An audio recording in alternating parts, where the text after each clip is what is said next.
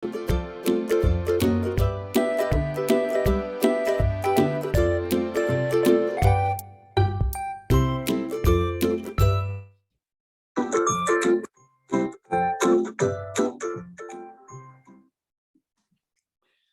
everyone. I'm Paul Thompson, and this is My Project Hell, where for the next 20 minutes or so, Kelly and I are going to throw away the corporate lingo and all the PM jargon and just talk plain, no nonsense project management, hopefully giving you some solutions to real project problems.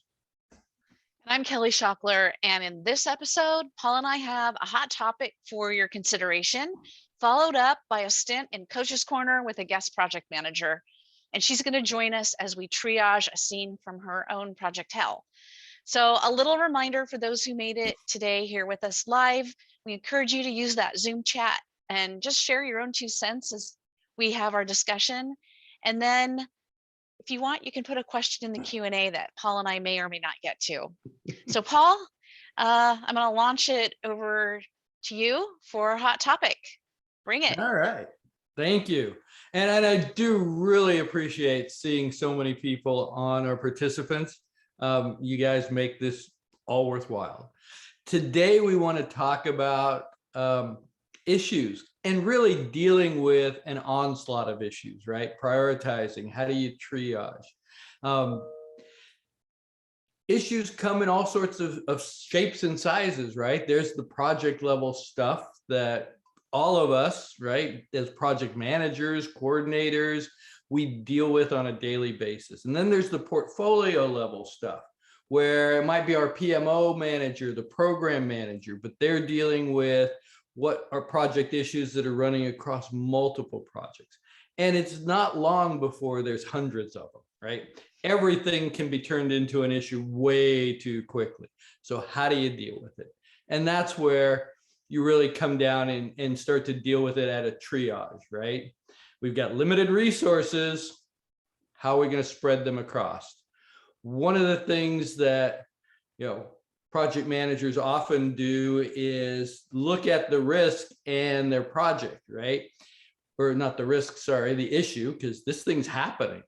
And if, we just ignore it, right?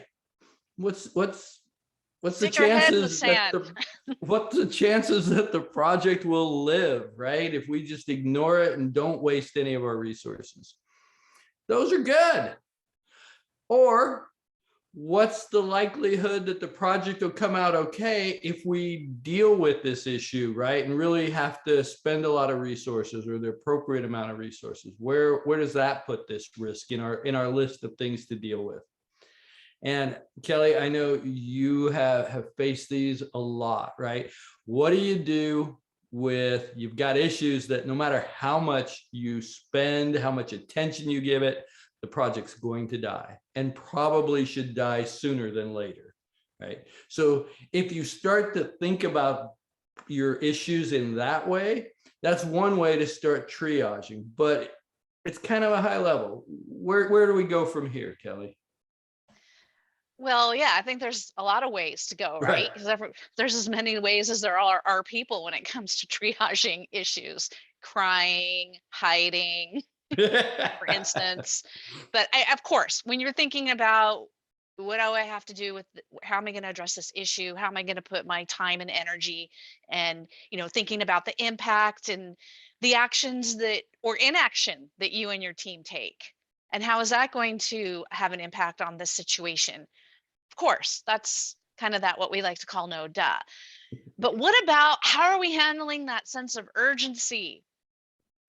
The sky is falling kind of mindset that seems to accompany so many of the issues that come up in our projects. I think that's one thing that can really mess us up in our project management game, is being in the reactive mode to every single thing that comes on our radar. That mode of operation, that's going to drag you and your ability and your efficiency way down. I know it happens to me, right? It's not like I'm a perfect issue triager, but you can get good, I think, at how are going from a reactive mode into a, like, okay, stand back, what's going on here? Because you might even have team members that are pushing you into this reactive mode. They identify every issue that comes up. It's urgent. Oh my, it's an OMG moment, I like to call them. They IM you in Teams. The customer just, tossed this grenade over the project wall. All hands on deck. The whole project's going to blow up any minute. Fire in the hole. Hurry, do something, Paul. That gets old fast. And pretty soon, then you have issues coming up and you're just kind of numb and eye rolling every time there's a 911, right? Every scope change request or something breaks. So we need personal ways to keep our wits about us, and then our clear system for responding to the multiple issues. So, Mhm. when you've got something that comes up is really simple, just ask yourself a few questions. Will this, first of all, will it negatively impact the project? Right. Sometimes the answer is no, right? If yes, how much and where? Scope, schedule, budget, resources, Mhm. customer trust and credibility. Where does this fit in with all the issues that are burning right now? And I know I've talked a lot about the SBAR, situation background assessment recommendation template, that I think we both have one pagers and things like that in our toolbox templates on our website. But that is something I use. And sometimes I started filling that out and realized, oh, wait a minute, this is not a high priority. I need to just reprioritize this. And that also leads me to, sometimes we create our own drama around the issue triage so we can be the heroes in our own stories. I'm curious what you think about that idea. Well, and I think you nailed it, right? It feels good to fix things, even if they didn't Yes. really need to be fixed. And we ramp ourselves up and get all that adrenaline pumping. It is the best thing since sliced bread when you just tell your project owner, yeah, there was an issue, I took care of it. But it also, like you described, right? Chicken Little's running around telling us everything's in trouble. It's not the case. One of the tools, and broken record here, but one of the tools that really works for me is that RAID log, right? Risks, issues, assumptions, and decisions. That's pretty much the heart of what's going on in the project for me. And so by documenting the issue in there, assigning it, right? But then also thinking about, okay, who's responsible for it? What's the plan to deal with it? Kind of just like you do with the SBAR, right? Writing it down, thinking it through forces you to go, it's not that big a deal. Or, yes, this really is a big deal. We need, senior leadership to be here as part of this to figure out how to solve this and get the right resources. And a miracle. Right, miracle happens here. That box is one of my favorites. But it also keeps it out in front of you, right? Because your SBAR should be one of those things you're working on regularly and evaluating and moving forward with, so that it's not just mark your issue and you're done. It's put your issue on paper, think it through, build your plan now. When are you going to check it again? To make sure that whoever had responsibility for moving it forward does move it forward. It just becomes one of those things that for us in our weekly meeting with our program owner, this is what we go over, right? Don't really worry too much about all the detailed tasks unless they're in trouble, but it's that issues, the risks, that RAID log we touch on every single week with them. And be selective, right? What is this the hill you're going to die on? That's kind of how you have to think about it, especially as your projects get bigger and more complex, because the project issues get bigger and more complex as well. So yeah, and so check if you're an adrenaline junkie, perhaps. Exactly. Right? And then take a minute to breathe, ask yourself, is this really urgent? Do your quick assessment, evaluate impact, see what level of response is really needed initially. RAID log, SBAR, calm your troops, get your more detailed plan together, and then delegate appropriately, right? Key, delegate. Good, Yeah. good word. Hey, I think that's the next hot topic, There but maybe you go. not. Okay, well, let's move on to our coach's corner. Today we have an invisible project manager, everyone. We have Anne, who is a real project manager. She couldn't be with us. She sent her question in, her situation, and she's going to tune in later on our YouTube channel and get the scoop. So I'm going to go ahead and read Anne's project tale narrative, and then we'll go from there. Okay, Paul?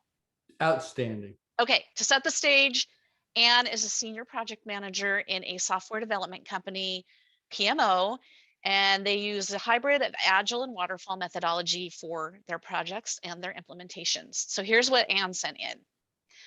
I'm the lead PM on a 7-customer site software implementation for a high profile customer.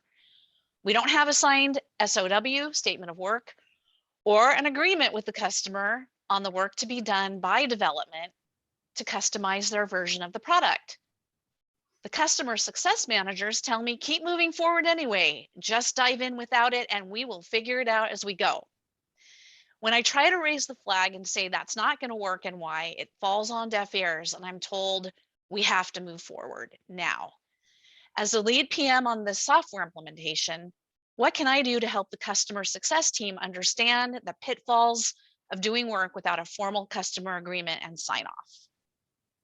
So she sent that in. I had a couple more questions for her. I just want to include those so you all have context.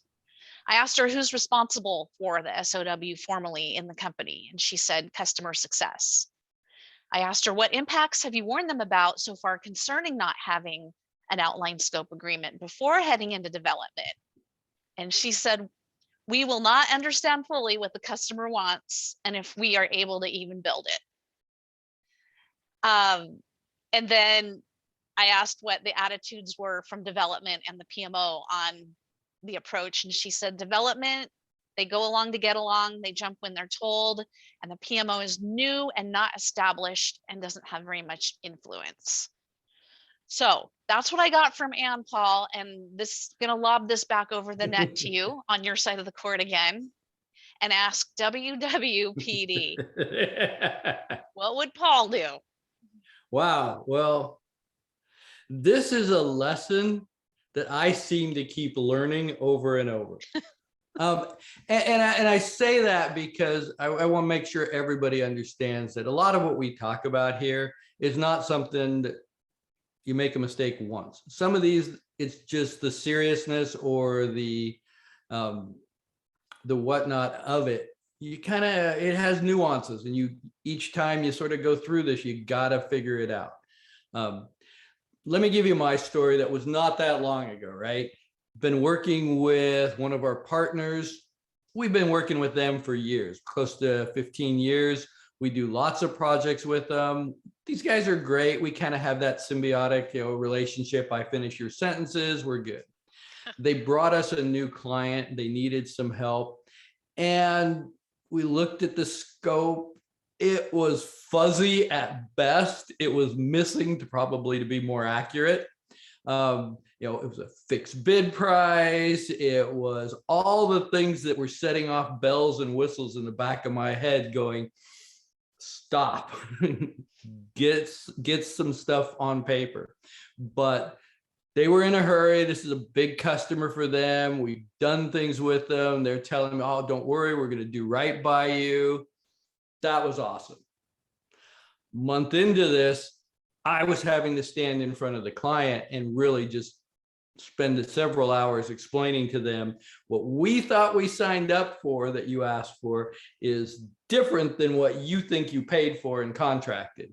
And that delta really was so far off that we had to walk back the contract, completely step out of it and allow them to go hire their own staff aug person that they could direct at will, and we'll continue just to do a smaller piece to help them out.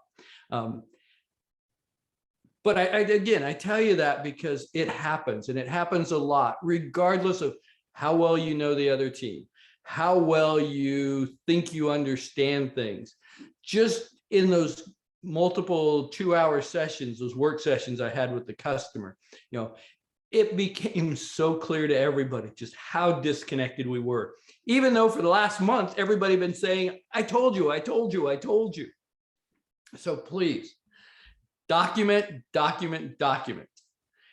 And then think about it and put it in their words. Make sure they're saying, that's it. You got it. You can still go forward, but it's going to bite you. So be prepared. Well, and you're also talking about in your vulnerable moments here, your intuition.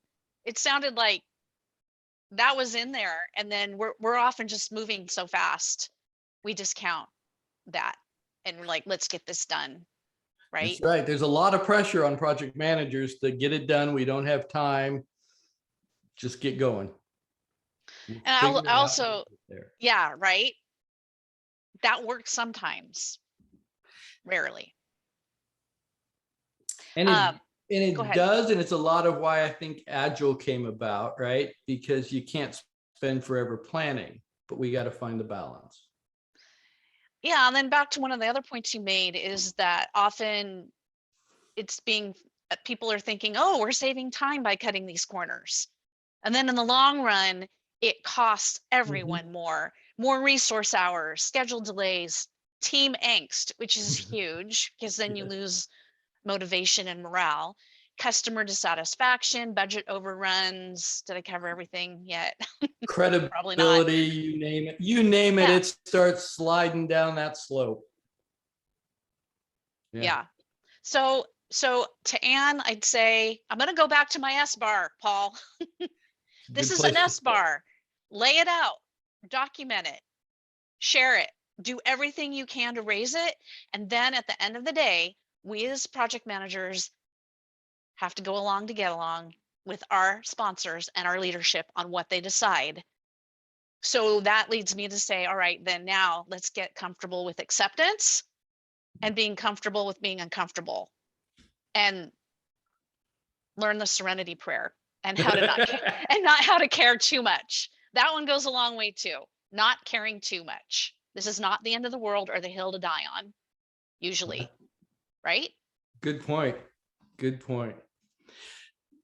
And I know you're right. I think everybody here probably knows you're right, that at a certain level, project managers will be told what direction to go, right? And I think your advice on the S-bar is dead on, right? Present it to your owner. Here's what I see is going to happen because we don't have a SOW. These are the things you should do to avoid what I see is going to be the problem, right? Document our deliverables, set a due date, all the things that are missing from your SOW that you think are important. And at the end of the day, you're going to have to, present that and then go with their decision. And I'm going to throw in my tool again, right? The decision log, because that's the other piece of it, right? You put in the S-bar. Well, now go to your decision log and let everybody, just kind of record this, right? Because how many times, Kelly, have we been on projects where 6 months later, it comes to bite us, but you're looking for the then you spend 2 weeks building that your RAID log is stale and doesn't have anything in it. Right. And you have to rebuild everything over and over and over. So start out with, your RAID log has what decision was made, why it was made, and they're making decisions for good reasons, right? We don't have money. We've got to do this for the client. We are willing to lose our shorts on this project to support this business need. All legitimate stuff. It's why we got into this business, right? To make hard things happen. But just make sure you're not the one that they then come back at and go, well, why didn't we have a SOW? Why did you go forward without a SOW? Come on, Kelly, tell me. In this case, Anne. Anne. So good point. All right. Sometimes, just do it. But cover yourself, make sure you can rebuild that thread. And the S-bar is a phenomenal way to present your issues and everything. Same with our one-pager. So, Anne, I hope this helps. I hope you'll give us some feedback about where it goes, but do put it out there, give it a shot, And at the end of the day, I hope you're incredibly successful. Thank you for being brave and bold to give us your issue in the first place, Ann. Right. Yeah. All right. We've got another 20 minutes in the rear view, project managers. Time to get back to your projects and your teams. But before you do, we have a favor. Will you like and follow us on My Project Hell YouTube channel, where you can catch all the replays of our episodes? We've put that link on our myprojecthell.com website and in the post-show email, where if you want to spend a little extra time with Paul or myself to talk about your Project Hell, you can go ahead and schedule some free problem-solving time with each of us. Yes.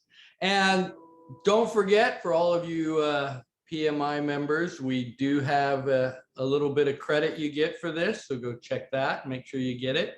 I hope you guys did enjoy this show. Kelly and I have a lot of fun, but we do want to give you guys information that helps.